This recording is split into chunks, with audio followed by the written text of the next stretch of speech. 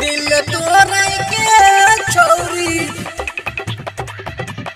DJ क्रांति सब दुकान कोई छोए presented by Sai recording studio Delhi. सब दुकान कोई छोए प्यार जगलिया बाबा छोड़ दल का माल हो तू ही बता बाबा छोई बुरा हाल हो तू ही बता बाबा छोई बुरा हाल हो प्यार जगलिया बाबा छोड़ दल का माल हो तू ही बता बाबा छोई बुरा हाल हो आय कल के छौरी सब गु मन कर छै गे गुमान कर छै परेशान कर छै दिल तोरा के छौरी सब दुकान कोई छोए दिल तोरा के छौरी सब दुकान कोई छोए डीजे क्रांति दिल तोरा के छौरी सब दुकान कोई छोए सब दुकान कोई छोए एक रात कर में बाबा भेलियो बर्बाद हो जहिया से धोखा देलका पीटै छियै कपार हो पीटै छियै कपार हो पीटै छियै कपार हो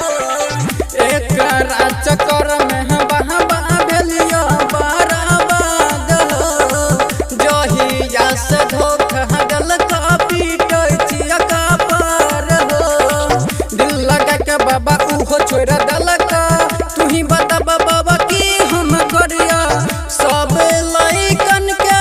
परेशान कर छै गह गुमान कर छै परेशान कर छै दिल तोरा के छौरी सब दुकान कोई छोए दिल तोरा के छौरी सब दुकान कोई छोए डीजे क्रांति दिल तोरा के छौरी सब दुकान कोई छोए